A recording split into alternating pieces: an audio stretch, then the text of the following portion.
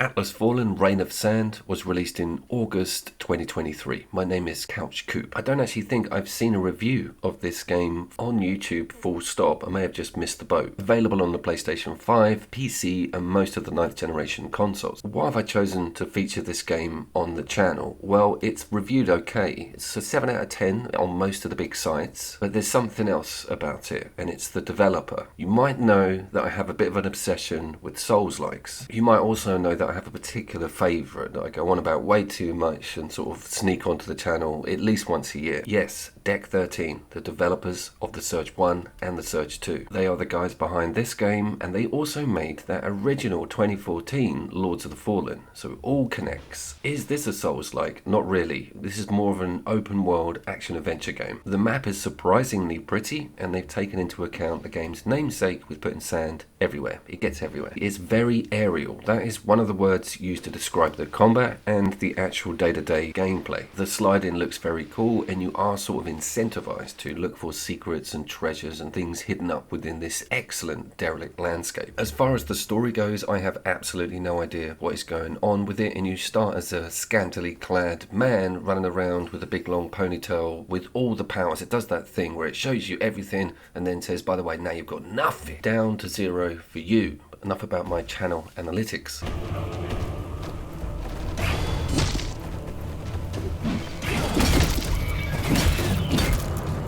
Obviously, I am here for the combat, and I will tell you now, there is zero connective tissue to anything else that Deck13 have produced and this game. It feels more like an old school Devil May Cry. Always trying to stay airborne, no real stamina meter, so just go for it, and you've got a few kind of projectile-esque weapons. Now it also feels a little bit Darksiders for me. Remember those first two games? You don't get that awesome horse though. I would say they are two pretty strong analogies and pretty damn good games to have mentioned alongside your combat.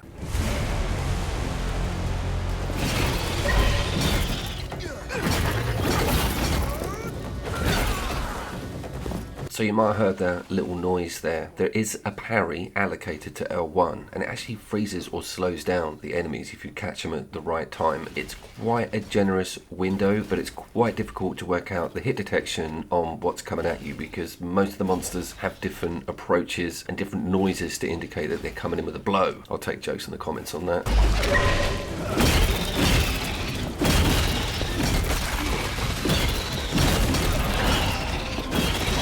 It will also be multiple enemies 100% of the time. If it's a bigger boss, then it has a quite cool layered damage aspect, which we will get to in a second, but I want to cover the focus and how easy that is to switch around, because you're going to need to do that if you're facing stuff that's in the air against things on the ground, etc. One of the greatest NPCs in the entire game coming up here. Bro had the nerve, right, to squeeze one out whilst talking to me. Check this. Literally no bridge. It's a long story. I was told there was a village nearby. There is a central hub system in the maps or biomes, so it's a little bit parallel with some of the Surge stuff in that direction, full of NPCs, they all need help, and there's traders. There is a currency with handing in valuable items that you find running around in these chests, and you also have pretty cool encounters with stuff that's guarding a particular area. Everything's got a rank above it as well. You'll notice that things don't necessarily scale, so that one's interesting, and there is a bit of a combat wall coming up, which was fun, but a bit of a shock.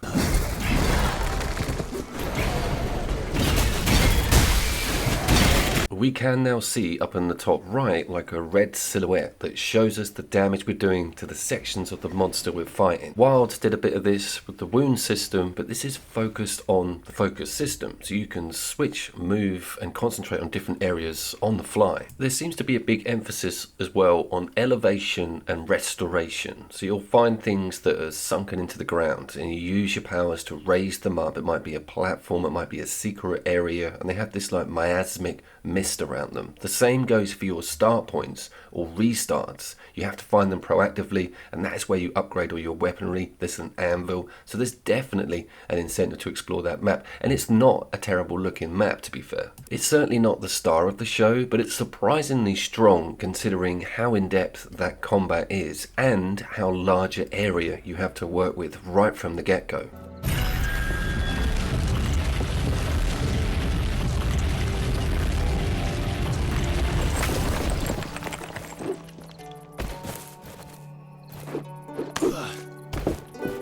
But I think its main strength is within this combat, and it is extremely visually appealing, and also you don't have the distance issues. A lot of the moves will pull you in to the enemy once instigated. Loads of them are like winch and whip based, and you do have some pretty standard stuff to slot in and slot out. This is not a develop a weapon to a certain point. You just get something brand new and it goes right into your second or primary weapon slot. But there are loads of runes and loads of systems that allow different effects to happen to what you have equipped, and experimenting with this is very cool. If you look at the bottom of the screen, you'll see on the right there these little tabs. I've got a few blank ones, and we've also got the R button specials that allow you to access this crosshair over on the right hand side, and that's where I feel a lot of its Darksider analogies lie, is in this weapon switch out. Oh my god, I have got this dodge down to a T.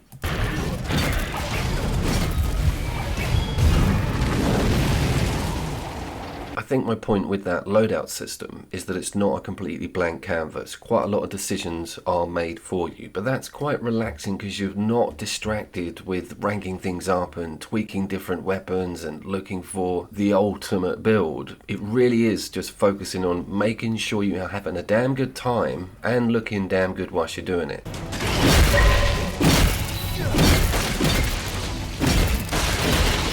Depending on what you've got equipped and what runes and slots you have filled affects the outcome of the parry, and I think the slowdown, that freezing mechanic, can be altered or lengthened. But with that parry on R1 is the biggest, most generous dash you've ever come across. It's literally 10 meters. Doesn't matter if you're airborne, doesn't matter if you're on the ground, and there's 2 stored up once you get the moves sorted out.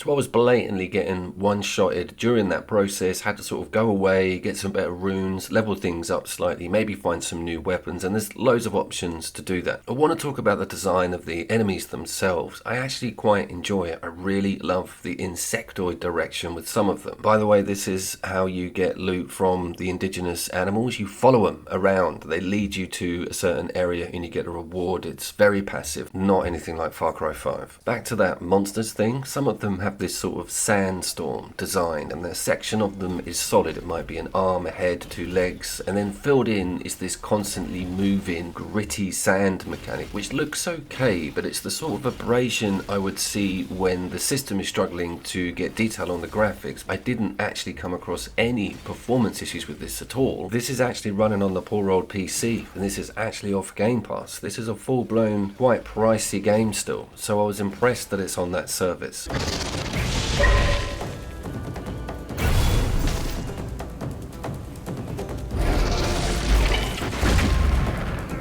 The blue material that the enemies produce is something that can't be parried, I'm pretty sure on that one, but just about everything else can. And I wanted to hit on the fact that we're seeing quite a lot of variety here now with what we're fighting, and sometimes it does get itself in a bit of a twist because the enemies will hop onto an area that they either can't get out of or you can't get to, but that was a rarity. If I didn't have such a stacked calendar at the moment with the channel to run and big single player games coming out, I still haven't got to Split Fiction, I would be playing this constantly because it's very rewarding, it's very easy to get into, and it's extremely visually appealing, and it's from a developer I genuinely have a lot of passion for.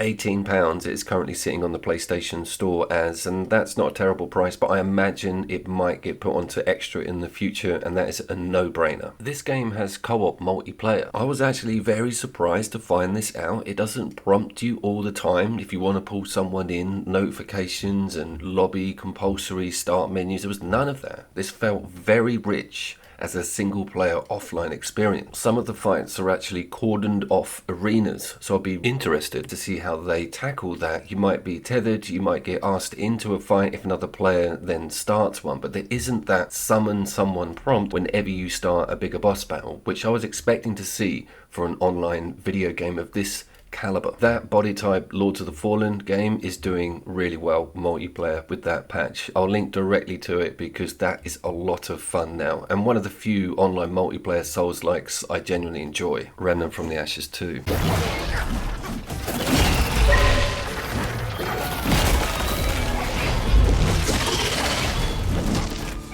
One of my gripes is that you get this amazing set at the start. You're like, wow, this is going to be unbelievably cool. I'm talking about the armor. And from there on in, you go like 5 hours with no change at all. And they're complete sets. They're not in sections. And I did find another one, but that should be beefed up a bit. There should be a massive amount of armor lists and different looks because I love the design of all of it. The same goes for the Surge 2. They have got some of the coolest armors and full set designs. I think Deck13 have got some pretty good conceptual artists in-house. It seems to be a running theme with the majority of their games.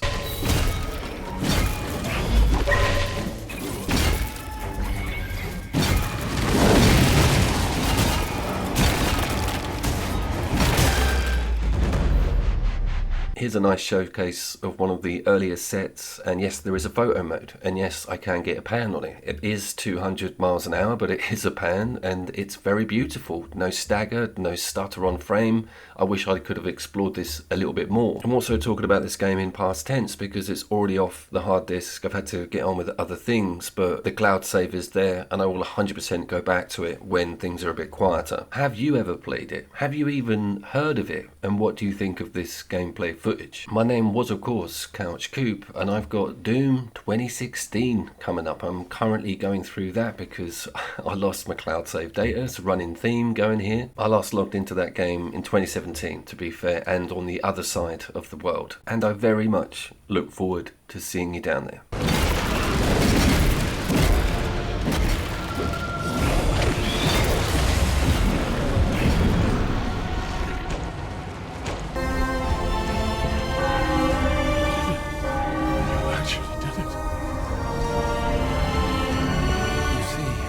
Together, our power is